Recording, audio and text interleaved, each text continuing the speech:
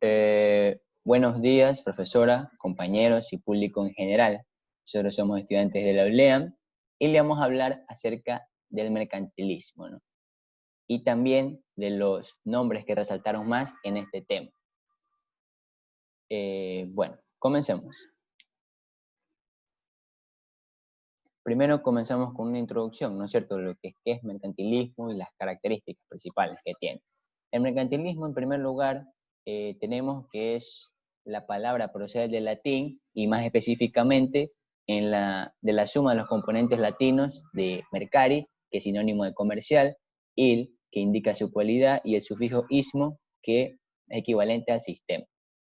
Se denomina mercantilismo al agrupamiento, conjunto de ideas económicas y políticas desarrolladas principalmente en Europa en el siglo XVI, XVII y parte del siglo XVIII.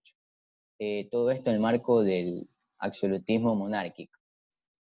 Durante todas estas ideas mencionadas anteriormente, constituían una importante inyección de intervención en el Estado, por parte del Estado, a la hora de la toma de decisiones y de la protección de la producción local, ¿no es cierto? Esta doctrina beneficiaba principalmente a los comerciantes capitalistas, a los reyes y a los funcionarios de gobierno. Hablemos de las características. El mercantilismo se basa en tres características o fundamentos, ¿no? La acumulación de riqueza. Es de carácter importantísimo, es de carácter primordial, ya que esto ayuda al desarrollo y al progreso económico de un país, es decir, más riqueza, más prosperidad y más avance en lo político. También el Estado por eso busca usar o imponer unos mecanismos para la protección de la acumulación de la riqueza, ¿no es cierto? Para lograr mantener esa riqueza, ¿no es cierto? Estos mecanismos, estos sistemas pueden ser controles, restricciones y subsidios, etcétera, ¿no es cierto? El comercio también se indicaba que el comercio debe ser progresivo y positivo, ¿no es cierto? Que todos los gobiernos, los sistemas financieros, públicos o privados, etcétera, deben contribuir en el apoyo del flujo de comercio, del flujo de la entrada y salida, ¿no es cierto? Sean estas importaciones o exportaciones. Hablemos también de los fundamentos de la escuela mercantilista, ¿no es cierto? El oro y la plata son la forma más deseable de la riqueza. El nacionalismo, la importación de libre impuesto de materia prima, el colonialismo, el monopolio del comercio y la oposición de peajes, impuestos y otras restricciones sobre el movimiento de los bienes. Y un gobierno poderoso central, que este gobierno ayude a cumplir las metas del mercantilismo que se tiene. Y la importancia de la población grande que trabajara arduamente, ¿no es cierto?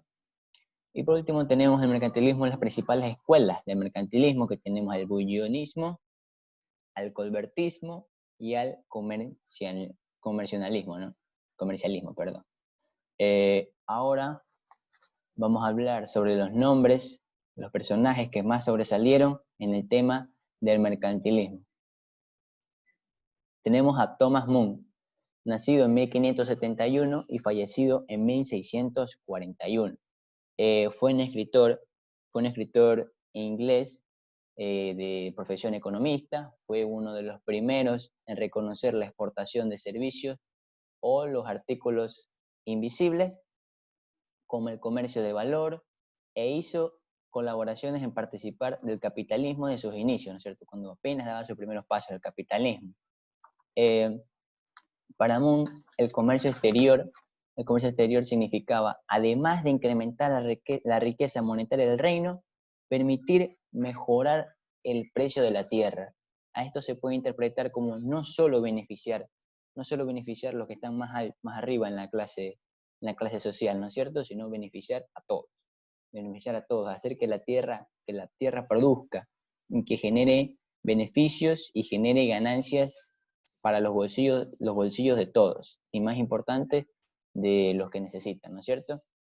Las propuestas de Moore se dividieron en dos grupos: las medidas para incrementar las exportaciones y los efectos del rebajamiento de la libra esterlina. Moore también tenía en mente unas medidas para aumentar las exportaciones, y estas medidas son las siguientes. 1.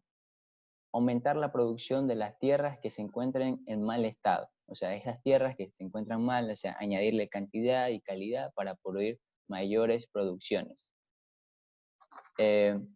2, disminuir las importaciones, o sea, no desperdiciar el dinero en el extranjero, sino preferir lo local. 3, tomar en consideración a la población nacional, pero no obstante hay que tomar mucho en cuenta cómo están los mercados afuera, la exigencia del mercado internacional para así beneficiar a todos, ¿no es cierto? A todos.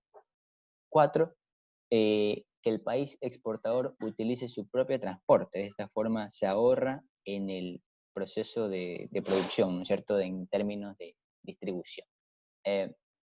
5, que el país exportador tenga en regla las políticas de consumo. Y 6, permitir producir manufacturas con materiales extranjeros, ¿no es cierto? Siempre se puede permitir eso. Bueno, perfecto. A continuación, mi compañera Yemina Ponce le habla más del tema. Ok. Yo les voy a hablar sobre Gerald de Manlines. Él fue un escritor inglés erudito en temas económicos que nació en 1586 y murió en 1641. Él, además de esto, también fue consejero de la reina Isabel I y dentro de dos de sus obras, la primera, un tratado sobre el desequilibrio de Commonwealth en 1601 y Consuetudo Bellex Mercatoria en 1622, habló sobre el análisis del comercio internacional y del intercambio de mercancías. Este escritor inglés también desarrolló un pensamiento mercantilista en el que se decía que mientras un país tuviera más dinero, esto haría que aumenten los precios y por ende estimularían los negocios. Y seguido de esto, creó como un lema en donde se hablaba que una abundancia de un capital por lo general hace que la mayoría de las cosas sean más destacadas y la escasez del dinero lo que hace es que las cosas sean más baratas. También se habla de los bienes en particulares, que estos son apreciados o económicos. Y esto se da de acuerdo a los ingresos y las salidas que tienen los bienes y el uso que se le tenga sobre ellos. También califica al dinero como la sangre del cuerpo, es decir, que esta es vital para una economía. Posteriormente, vamos a hablar sobre Charles Davenant. Él fue un inglés mercantilista, economista, político y panfletario. Nació en Londres en 1656 y murió en 1714. Él estudió en la Balliol College de Oxford y aunque él no logró graduarse como economista, él ha sido considerado como un mercantilista y sus obras mezclan ciertos conceptos de corte librecambista y sus propuestas, o las que plantea dentro de esto, son típicamente mercantilistas. Por ello, él es considerado como un mercantilista. Ya, además de esto, él también tenía establecido que la riqueza de un país se venía gracias al comercio exterior. Según él, el comercio interior no favorecía para nada a las naciones. También él es considerado como uno de los iniciadores de la aritmética política y también se puede decir que el comercio gobernaba el dinero. Además de que él también estaba con el pensamiento de que el superávit en el comercio, porque creía que cuando incrementaba la cantidad de dinero, las cantidades de intereses o el precio de los intereses bajaban. Y además de que el oro y la plata podrían ser perjudiciales para una nación en el futuro. Gracias. Luego de esto viene mi compañero Adrián Gutiérrez, que les va a hablar sobre los otros contribuyentes. Bueno, prosiguiendo con la exposición, les voy a hablar sobre Jean-Baptiste Colbert. Este procede de una familia de mercaderes. Entró al servicio de la Administración Real en 1651. Se convirtió en secretario personal de Mazarino y luego fue nombrado intendente de finanzas. Esto ocurrió en 1661. Él creó una escuela de pensamiento, el cual se denomina colbentismo. Esta se basa en la idea de que la riqueza de un país se mide por cuántos metales preciosos puede acumular. De esta manera se evita la salida de las riquezas a otros países. Además, se restringen las importaciones y se promueve el consumo interno y la venta de productos locales en el exterior. Ahora es Sir William Petty. Ahora les hablo sobre Sir William Petty. Fue un economista inglés, médico y científico y filósofo, ¿ya? Fue médico personal de Oliver Cromwell, un poderoso líder que comenzó una revolución burguesa en Inglaterra, ¿ya? Al trabajar para él, desarrolló métodos eficientes para inspeccionar la tierra que se iba a ser confiscada y entregada. También mantuvo cifras significativas bajo el rey Carlos II y el rey Jaime II, al igual que muchos otros que habían servido a Cromwell.